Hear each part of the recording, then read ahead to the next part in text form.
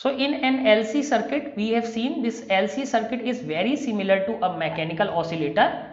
So we have disturbed it by charging this capacitor.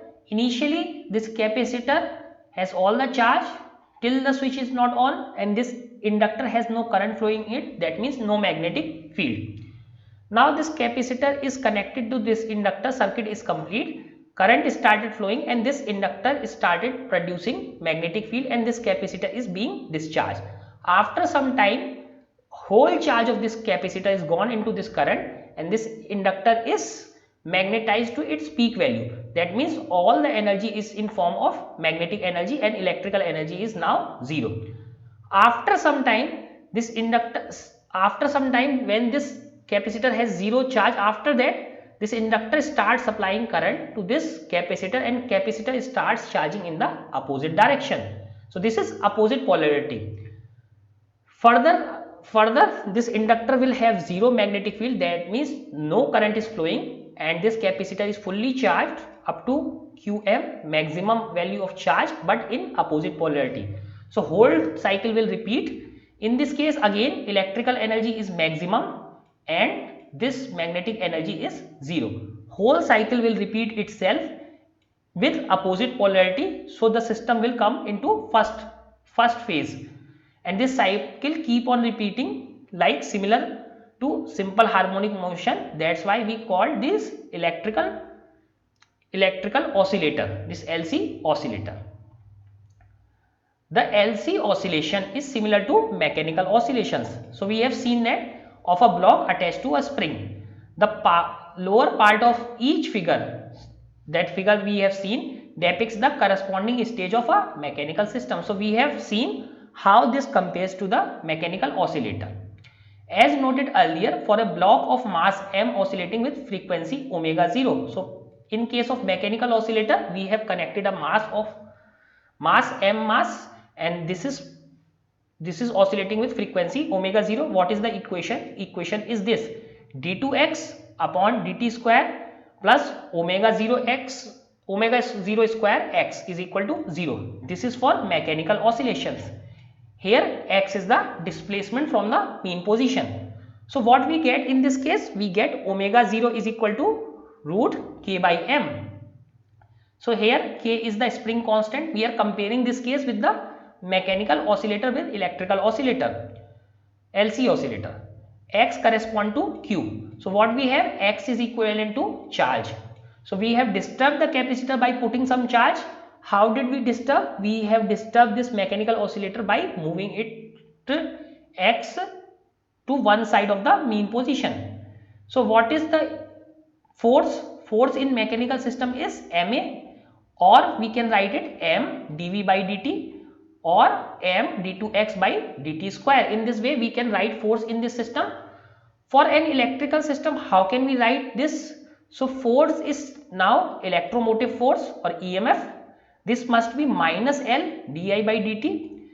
This minus L and this di by dt is d2q upon dt square. So very similar. So here d2x, here d2q, dt square. So m is equal to minus L. So compare these two equations, we see L is analogous to mass. Even previously we have seen this inductance term is very similar to inertia. As mass does work in case of inertia, this L works in case of current or charge. It is a measure of resistance to change in current. So this opposes the change in current. This L opposes the change in current, mass opposes the change in position. In case of LC circuit, we see omega 0 is equal to 1 by root LC. So here we have omega 0 is equal to root k by m. Now in case of LC circuit, we have 1 by under root LC. So this is the resonance frequency. Now when we compare, so we can say this 1 by C is very similar to K. So 1 by C is similar to K and this mass is similar to L, or L is similar to mass. That means inertial property of an object.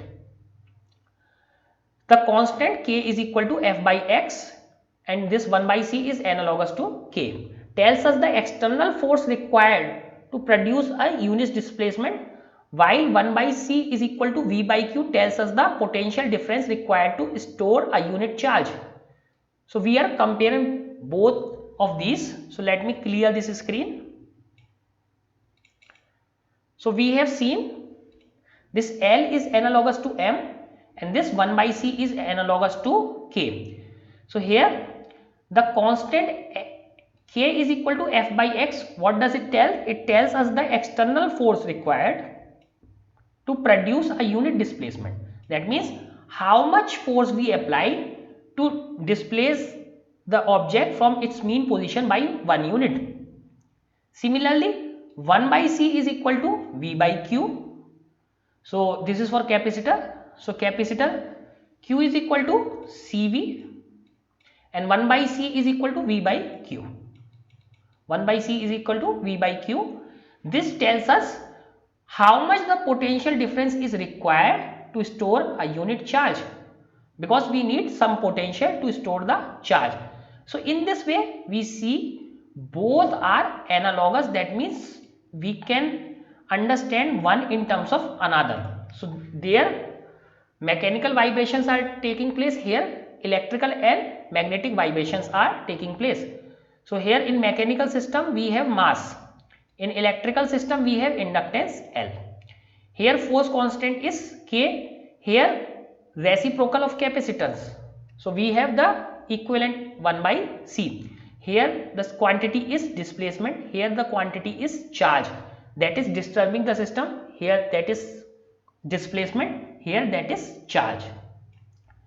Velocity in this case is dx by dt, current is dq by dt.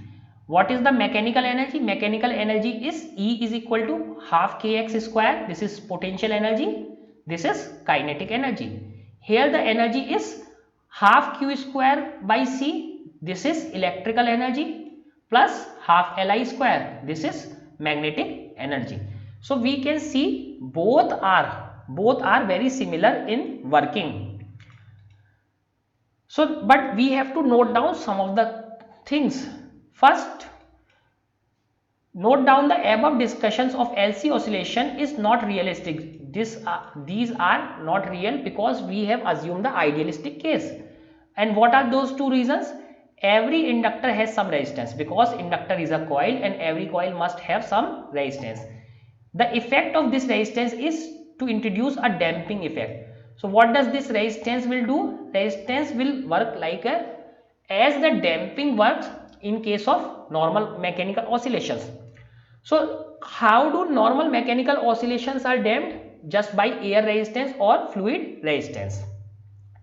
So this will have a damping effect on charge and current in the circuit, and oscillations will finally die out. Similarly, mechanical oscillations die out because of the fluid resistance. Even if the resistance was zero, suppose we assume that resistance of this is 0, this has no resistance, the total energy of the system would not remain constant, it is radiated. So in this case, if we have zero damping, the oscillator will keep on oscillating infinitely in case of mechanical oscillator. But in this case, even if this resistance is 0, so this energy will not remain constant. Why? Because it is radiated away from the system in form of electromagnetic waves. So when this have some current, so we will have some electromagnetic waves coming out of this system, and with those the system will lose its energy. So losing energy will change the energy, hence the system will not keep on oscillating infinitely even though resistance is 0. So there are two fundamental problems. First, there is some resistance associated with this coil or this inductor, and this inductor or the system will lose some energy in forms of electromagnetic waves. In fact, radio and TV transmitters depend on this radiation. The radiation that we are losing, that is the radiation that our TV or radio antennas are catching. So here, so two different phenomena, same mathematical treatment. You may like to compare the treatment of force damped oscillator discussed in section 14.10 of class 11 physics. So we have already learned what is force damped oscillator with that an LCR circuit with when an AC voltage is applied to it. So we are discussing a force damped oscillator with LCR circuit. So we are comparing these two. So here is the list and the equivalent quantity for two cases. So first of all, equations. So we have m d2x by dt square plus b dx by dt plus kx is equal to f cos omega d t. So this is force and this is damping coefficient. Here force is voltage and r is the damping coefficient. Displacement, here we have charge, time is same. Here we have mass, here we have inductance. There we have damping coefficient B, here we have resistance. Spring constant K, this is equivalent 1 by C. Frequency, driven frequency omega D, here driving frequency is omega. Natural frequency omega, here natural frequency is omega 0, or we say this resonance frequency. Amplitude A, here we have maximum charge store Qm. Amplitude of the driving force F0, here we have Vm. So in this way we are comparing this LCR oscillations with mechanical oscillations. You must note that since x corresponds to Q, the amplitude A will correspond to the maximum charge stored, that means Qm. So this will of class 11 gives the amplitude of oscillation in terms of other parameters. So we have solved for amplitude, which we will reproduce here for convenience. So this is the amplitude that we have learnt in the previous class. A is equal to F0 upon m square, omega square minus omega d square, square of this omega d square b square to the power half. So this omega d is the driving frequency and b is the damping coefficient, and omega is the frequency, natural frequency of the system. Replace each parameter in the above equation by corresponding electrical quantity and see what happens. So we will see what happens.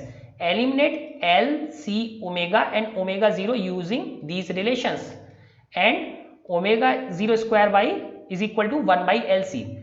When you use equation 7.33 and 7.34, you will see that there is a perfect match. So we will get a perfect match after using these terms. You will come across numerous such situations in physics where diverse physical phenomena are represented by the same mathematical equations.